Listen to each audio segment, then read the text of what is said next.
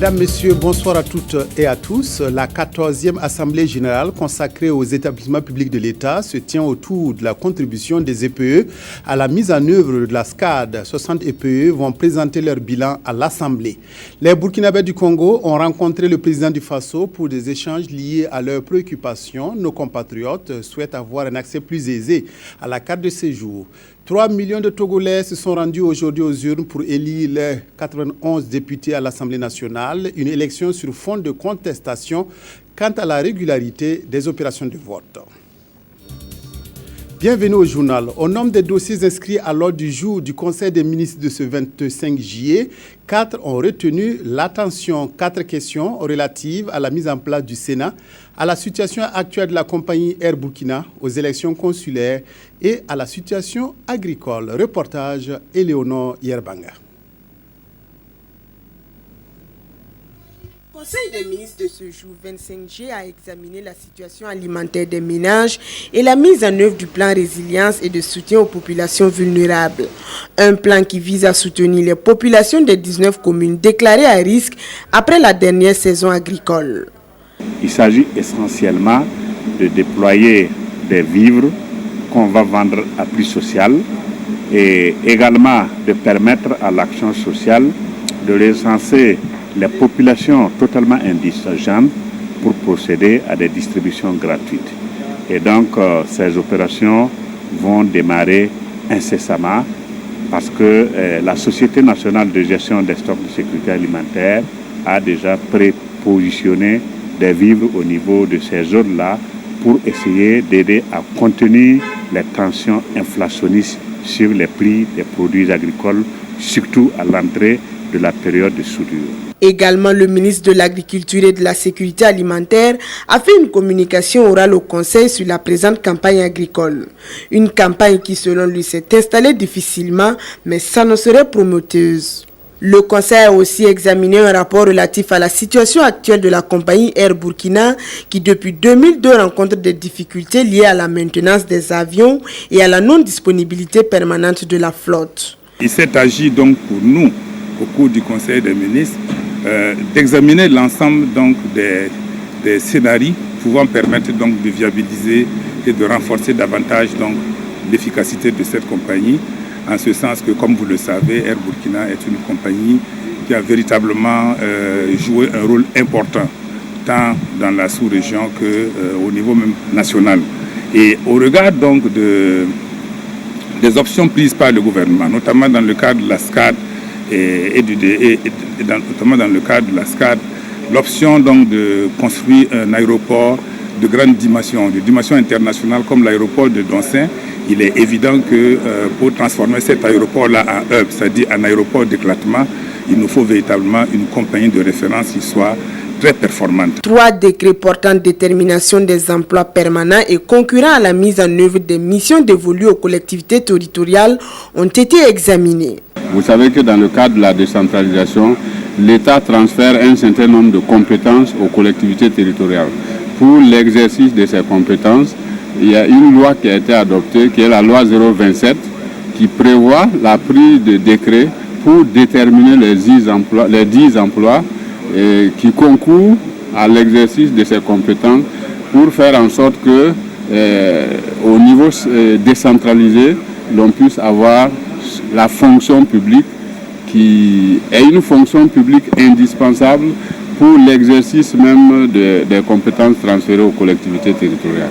En outre, le président du Faso et son premier ministre ont instruit le ministre de l'Aménagement du territoire et de la décentralisation de recruter spécialement 1000 agents au profit des communes rurales, souvent dépourvues du minimum de personnel. Nous allons recruter en fait des personnels, des agents qui sont à notre sens indispensables. Il s'agit notamment de secrétaires, il s'agit d'agents de services domaniaux et d'agents de recettes. Donc il y aura au minimum 3 agents par collectivité territoriale commune rurale. L'opération électorale de la Chambre de commerce et d'industrie a aussi fait l'objet d'une communication orale. Nous avons redéployé maintenant la Chambre consulaire qui va maintenant siéger, avoir des sections territoriales dans les 13 régions de Burkina. Et nous voulons d'abord dire que ce sont des élections démocratiques qui sont tenues dans le calme il n'y a pas eu de problème. Les opérateurs économiques se sont exprimés dans toutes les régions et ont fait leur choix de façon démocratique. Ce qui montre que dans notre pays, vraiment le processus démocratique se déroule très bien. Et le Conseil a tenu à ce que nous puissions féliciter vraiment l'ensemble des opérateurs économiques pour vraiment leur esprit citoyen, leur démarche démocratique. À ce dernier Conseil des ministres avant le vote des sénateurs, le Conseil a adopté un décret portant conditions et modalités de désignation des sénateurs représentant les autorités coutumières, traditionnelles et religieuses, les organisations syndicales des travailleurs, les organisations reconnues du patronat, des Burkinabés vivant à l'étranger et de nomination des sénateurs par le président du Faso. Les EPE, quelle contribution à la mise en œuvre de la stratégie de croissance accélérée et de développement durable SCAD? C'est autour de ce thème que s'est ouverte la 14e Assemblée générale des établissements publics de l'État. Pendant 48 heures, plus de 60 EPE vont soumettre leur bilan à un examen minutieux. D'ores et déjà, on estime que l'année écoulée a été positive avec des recettes en nette progression qui sont passées de 124 milliards en 2011 à 150 milliards en 2012. Reportage Nyarkiteda. Instituée pour la première fois depuis 2000, l'Assemblée générale des établissements publics de l'État est devenue une tradition et se tient pour la 14e fois sans discontinu. Elle se veut une tribune de dialogue et d'échange sur les bonnes pratiques en matière de gouvernance et de gestion rationnelle des finances publiques. Cette année, 68 EPE, y compris la Bibliothèque nationale du Burkina BNB et le Centre national de lecture et d'animation culturelle Sénalac passeront tour à tour devant la barre pour présenter les rapports de gestion des conseils d'administration et les états financiers de l'exercice 2012. En 2012, les EPE dans leur ensemble ont connu une nette amélioration en termes de chiffres selon le rapport. Les recettes sont passées de 124 milliards de francs CFA en 2011 à plus de 150 milliards de francs CFA en 2012, soit un bond de 21,62%. Une performance saluée par le chef du gouvernement. Pour l'exercice 2012, le constat qui ressort de l'examen de la situation financière des EPE étudiée est la suivante. La subvention de l'État allouée aux EPE a connu un accroissement de 17,9%. En passant de 72,161 milliards de francs CFA en 2011 à plus de 84 milliards de francs CFA en 2012. Cette évolution traduit l'effort budgétaire de l'État que l'État consent chaque année à ses démembrements pour leur permettre de répondre aux attentes des usagers de services publics et contribuer ainsi à la mise en œuvre des politiques sectorielles du gouvernement. Le taux de couverture de dépenses par les recettes est de plus de 130% en 2012 pour l'ensemble des EPE ayant produit des états financiers contre un peu plus de 129% en 2011, traduisant ici l'esprit de prudence qui les anime dans l'exécution des dépenses budgétaires. L'objectif majeur de cette session est de trouver des solutions durables aux difficultés que rencontrent les établissements publics de l'État et de définir de nouvelles orientations tendant à toujours assurer une gestion saine, efficace et efficiente de ces différentes structures. Pour y arriver, les dirigeants des EPE auront une communication sur la SCAD, la stratégie de croissance accélérée de développement durable, le référentiel du Burkina. Le président du Faso a participé activement mercredi à Brazzaville au forum économique du magazine Forbes. En marge des travaux, Blaise Compaoré a rencontré la communauté burkinabé vivant au Congo. Nos compatriotes qui ont réservé un accueil chaleureux au président du Faso en ont profité pour lui parler de leurs difficultés liées surtout à l'obtention de la carte de séjour. Reportage Viviane Tiendrebego. En République du Congo, il y a environ 1300 Burkinabés officiellement enregistrés au consulat qui se trouvent à Pointe-Noire.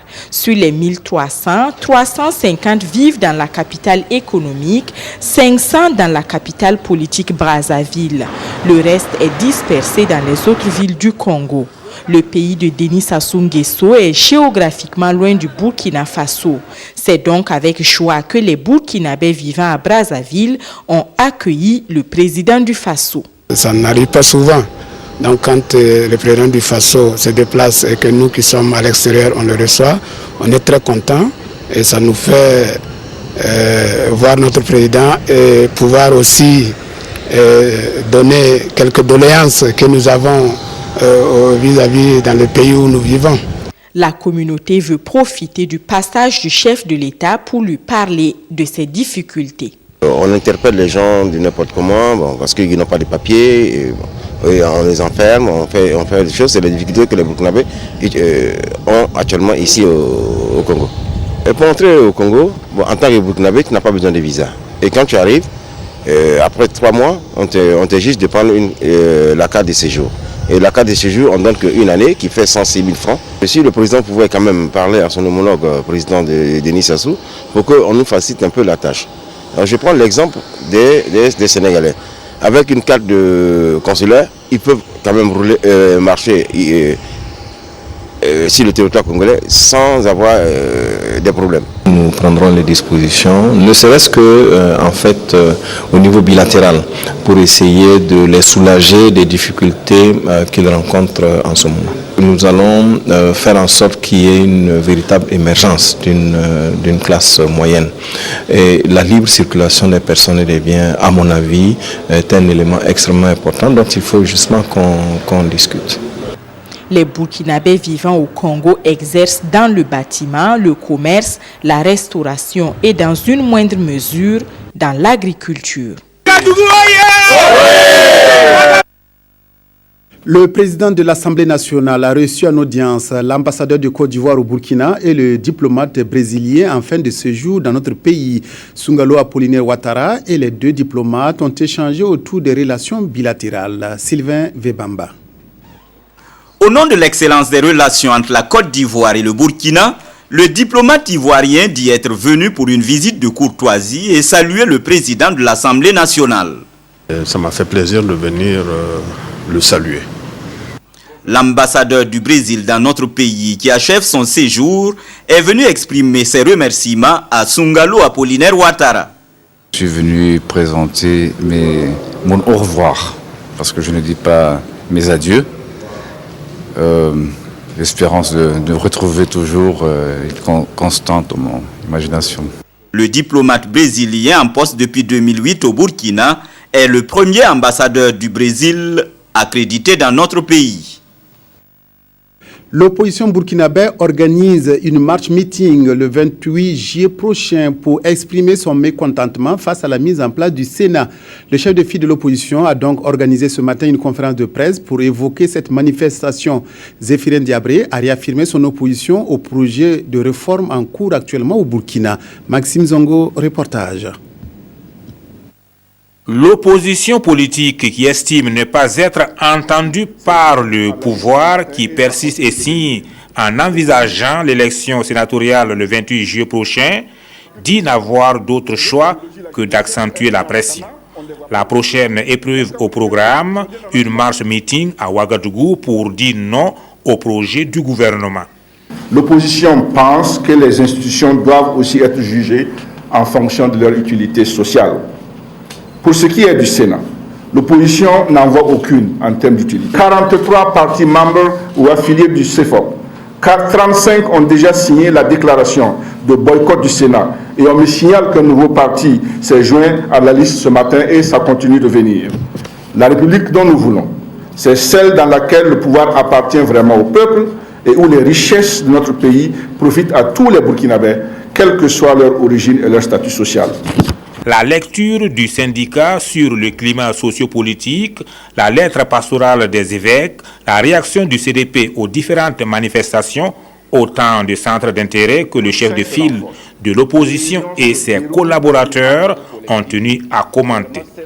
S'agissant de l'organisation pratique de la marche-meeting de dimanche prochain, l'opposition politique dit avoir pris toutes les dispositions nécessaires afin de garantir le succès de la manifestation. Les différentes assemblées générales dans les arrondissements, en vue de la mobilisation de nos militants, des démocrates, des sympathisants, pour le succès de cette marche, cette fois-ci a mis l'accent essentiel sur des consignes élaborées par le CEFOP. Durant l'itinéraire que nous avons emprunté, nous n'avons ni cassé, ni vandalisé, ni en tout cas posé aucun acte de vandalisme que ce soit. Donc, nous tenons en tout cas à rééditer et à répéter cet esprit de civisme. La place de la Nation, l'avenue du Médiateur, la cathédrale, l'avenue Kwame Nkrumah, puis la place de la Nation pour le meeting. Voilà l'itinéraire de la manifestation du 28 juillet à Ouagadougou.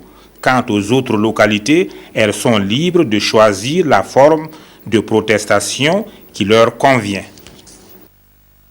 Face à la multiplication des conflits de travail dans la région du centre, la Direction régionale du travail et de la sécurité sociale a organisé une journée de sensibilisation de ses partenaires sociaux, une opportunité donnée aux parties prenantes de connaître leurs droits et obligations en matière de contrat de travail. Nathalie Savadogo.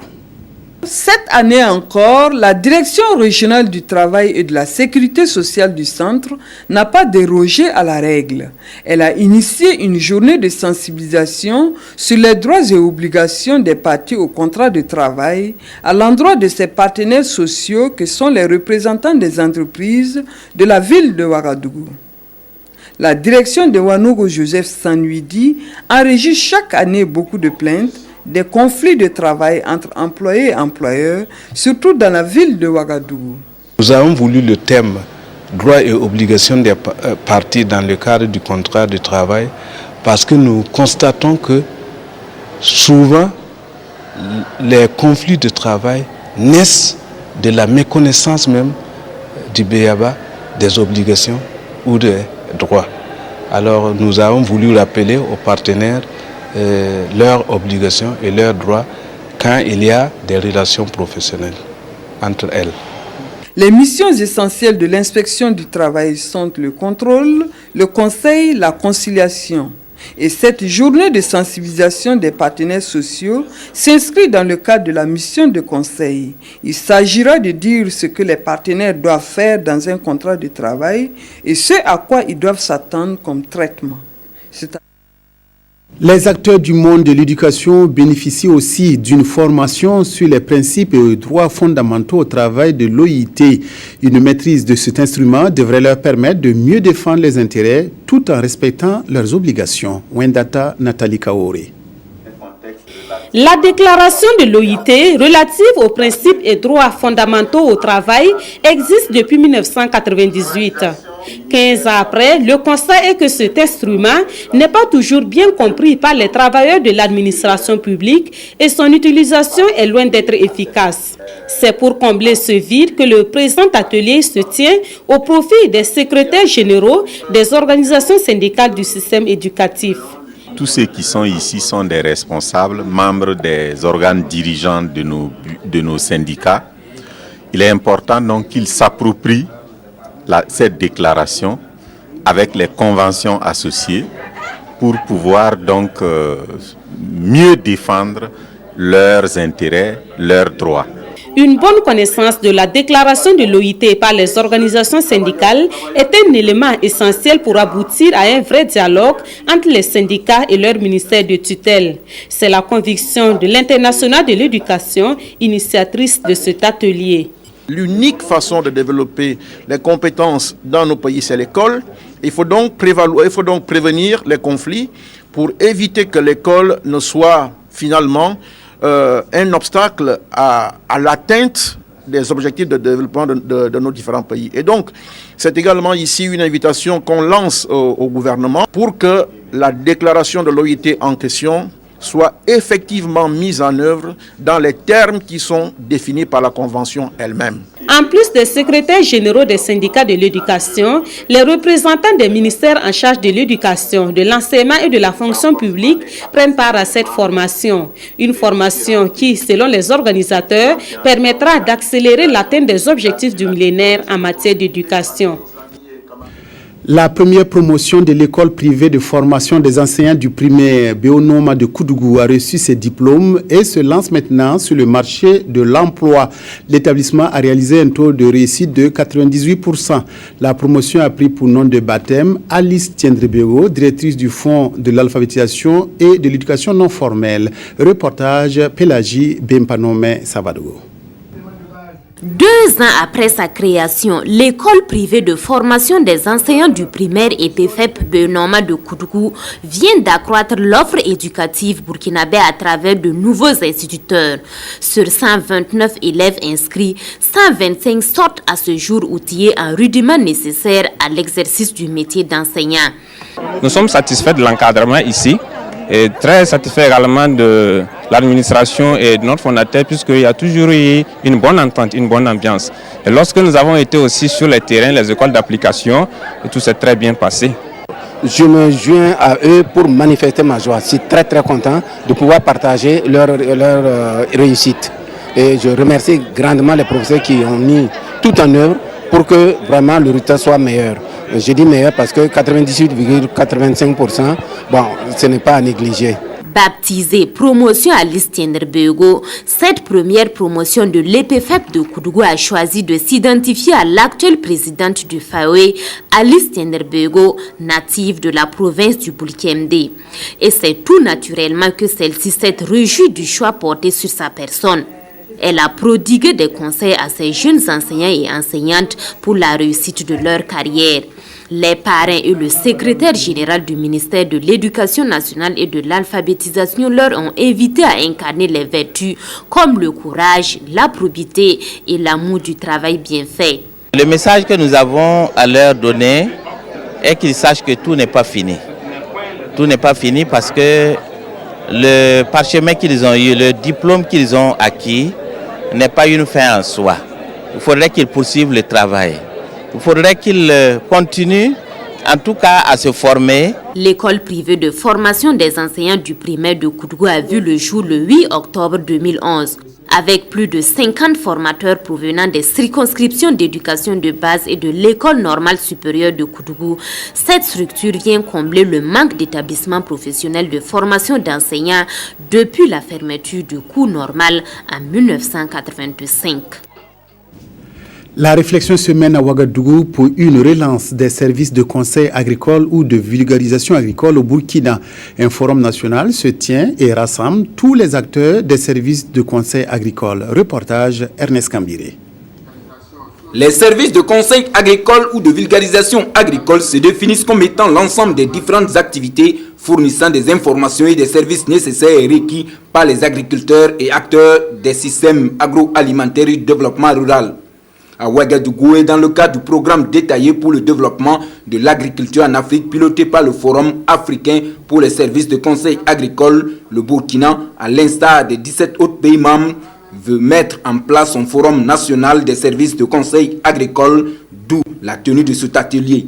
Le forum national est en fait l'aboutissement d'une démarche qui a commencé avec l'Union africaine, qui dans le cadre du programme de développement de l'agriculture africaine a choisi le Forum africain de la recherche pour appuyer dans tous les pays membres la mise en place de forats au niveau national qui vont être les répondants du Forum africain de la recherche. Le Forum national des services de conseil agricole qui sera mis en place au sortir de cette rencontre sera d'un atout considérable dans le transfert des technologies basées sur la demande et les besoins des producteurs et du marché. Il va aider à piloter au mieux le développement des services de conseil agricole, améliorer la fourniture de ces services dans un système d'innovation agricole qui tienne compte des effets du changement climatique. La campagne agricole a démarré difficilement dans la région du centre comme un peu partout au Burkina. Les pluies se sont installées tardivement. À Komsilega, dans la banlieue sud-ouest de Ouagadougou, les agriculteurs viennent à peine de terminer les semis. Cette situation n'inquiète nullement techniciens et producteurs qui espèrent de bonnes récoltes. Précision Jacques Lamissa Tarpaga. Rawelgue, c'est le nom de ce village dans la commune de Komsilga qui signifie amoré, ne pas séparer. Et c'est justement dans l'union que les hommes et les femmes de ce village ont imaginé une solution pour sécuriser leur culture. Des fosses creusées pendant une dizaine d'années pour recueillir l'eau de ruissellement, ce qui permet d'irriguer les champs. J'ai mis 13 ans à creuser cette fosse. Chaque année, j'utilisais 3 pioches et 2 pelles pour le travail. C'est pendant ces 2 dernières années que j'ai aménagé le bassin. Il m'a fallu 135 000 francs pour payer le maçon qui a fait la construction. Et l'aménagement a nécessité en tout 3 tonnes de ciment. Ce sont 13 fosses opérationnelles et 19 autres en construction, une ingéniosité que le ministère de l'Agriculture et de la Sécurité alimentaire est allé visiter. Le constat est fort édifiant. Cette initiative endogène des populations, moi, c'est vraiment ça qui, dans une certaine mesure, nous a beaucoup marqué. L'année dernière, le ministère a apporté une aide de 100 000 francs par force. Ces ouvrages rencontrent cependant des difficultés, notamment la conservation de l'eau pendant longtemps. Les responsables techniques du ministère promettent d'y réfléchir. Il y a un projet qu'on va initier par rapport à ce village. Et je pense que dans le cadre de ce projet, la réflexion sera plus approfondie. Les techniciens viendront. On va faire tout un tas de scénarios pour voir qu'est-ce qui peut être réellement fait. En entendant ces solutions, le secrétaire général a mis à la disposition des producteurs une brigade mobile d'irrigation et un groupe électrogène. Prestation de serment au palais de justice de Ouagadougou d'une trentaine d'agents d'élevage. Ces spécialistes sont mandatés par le ministère des Ressources animales et halieutiques pour contrôler l'exportation et les importations des animaux et produits d'origine animale. Cette mission les oblige à exercer leur profession avec conscience, loyauté et probité. Maïmouna Traoré. Je le jure. Cette prestation de serment n'est pas une formalité, mais un acte sacré. Un acte qui oblige ces agents chargés de l'inspection des animaux et des produits d'origine animale exportés ou importés au Burkina Faso à exercer leur profession avec loyauté, conscience, probité et dignité. Avec cette prestation de serment, ça nous permet d'être beaucoup plus exigeants en matière de ce qui va être soumis à notre contrôle. Donc je pense que c'est une manière de nous donner plus de poids et être la police de la santé animale au niveau du Burkina Faso. Il y a des situations où nous devrions faire des saisies lorsque ces produits ou ces animaux sont importés illégalement ou détenus illégalement ou préparés dans des conditions qui sont insalubres et qui peuvent porter préjudice à la santé des consommateurs. C'est une disposition de la loi portant réglementation de la santé publique vétérinaire au Burkina Faso. Cette cérémonie a concerné les agents assermentés auprès du tribunal de grande instance de Ouagadougou. D'autres agents mandatés par le ministère des Ressources animales et halieutiques prêteront serment dans les différents tribunaux de grande instance. Les manifestations entrant dans le cadre du cinquantenaire de la RTB se sont poursuivies aujourd'hui par une opération don de sang. Autorités du ministère de la Communication et agents de la RTB se sont mobilisés fortement pour donner leur sang afin de sauver des vies. Abdoul Rasman Nezongo. Des hommes en blouse blanche, des agents couchés sur des lits, un personnel mobilisé, telle est l'ambiance qui prévalait à la télévision du Burkina ce matin. C'est une opération de don de sang. Par cette activité, les responsables de la RTB et le personnel entendent contribuer à sauver des vies humaines et se rapprocher davantage de leur public. Nous avons besoin de téléspectateurs et de téléspectatrices, des gens qui soient en bonne santé. Et pour qu'ils soient en bonne santé, il faut que les conditions soient réunies pour cela. Et je pense qu'en cette période hivernale, le palu est très fréquent et donc le sang est nécessaire pour venir en aide aux personnes qui sont paludéennes et c'est pour cela que cette activité a été inscrite. Nous pensons plus que jamais faire de la RTB une structure citoyenne. Au-delà des activités traditionnelles, comment pouvons-nous, en tant que structure de médias publics, mener des actions citoyennes par nous-mêmes en tant qu'initiateurs, le personnel mobilisé pour cette activité de don de sang, mais au-delà du personnel, c'est une invite à l'ensemble des téléspectateurs pour se joindre à nous. J'ai été particulièrement touchée par le spot qui est passé pour dire merci aux donneurs de sang. Et je me suis dit que je vais essayer de donner cette année de façon plus régulière parce qu'il y a des gens vraiment à qui ça profite. L'initiative est fortement saluée. Notre pays connaît des difficultés en matière de couverture en besoin de sang. Et surtout en cette période hivernale, qui est une période de haute transmission du palu. Je voudrais féliciter l'ensemble de l'équipe de la RTB et ses premiers responsables pour l'initiative de ce matin. Au-delà évidemment du don de sang, c'est avoir un comportement citoyen et évidemment à chaque fois qu'on peut aider, qu'on le fasse parce que ce n'est jamais un geste perdu. Cette opération de don de sang rentre dans le cadre de la célébration du cinquantenaire de la télévision du Burkina. Elle se tient également dans toutes les RTB2. Un geste pour soulager les enfants handicapés. La société minière Griffon Minerals a offert mardi dernier 50 chaises roulantes au centre hospitalier universitaire pédiatrique Charles de Gaulle. Cette compagnie compte répéter le même geste à Bobo et Bamfora puisqu'elle a reçu 160 chaises roulantes d'Australie. Abdelaziz Yagibou. Tout comme ce garçon qui a perdu l'usage de ses membres inférieurs, ce sont 49 autres enfants victimes de handicap qui bénéficient de ces chaises roulantes. Des chaises offertes par la société Griffon Mineral. Par ce geste, la compagnie minière entend contribuer à l'épanouissement de ces enfants souffrant de handicap. Nous avons reçu d'Australie 160 chaises pour enfants handicapés et donc nous faisons des distributions de ces chaises dans les centres qui en ont le plus besoin.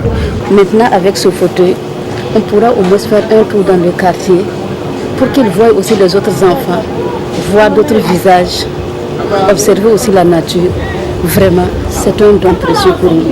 La réception de ce don a été suivie d'une visite du service de kinésithérapie. Occasion pour le directeur général du centre hospitalier universitaire pédiatrique Charles de Gaulle de souligner les difficultés auxquelles l'établissement sanitaire fait face. Il y a eu des efforts volontaristes de la part du gouvernement et des partenaires technico-financiers, mais les besoins non couverts demeurent importants. Si bien qu'il faut d'autres contributions. Et c'est en cela que le geste de la société minérale Griffon est à saluer. Ce don intervient après celui du Niankoro-Dougou dans les Cascades. Et la société Griffon Mineral de promettre étendre ses actions aux villes de Bamfora et de Bobo-Dioulasso. Musique avant de nous quitter, Faso Academy entame ce soir sa 8e édition et donnera cette année encore l'occasion aux talents en éclosion de pouvoir s'exprimer sur les antennes de la RTB. Chaque année, l'engouement va grandissant pour cette tribune musicale. Sur plus de 800 inscrits, seulement 64 candidats ont été retenus pour compétir à travers les 13 régions cette année.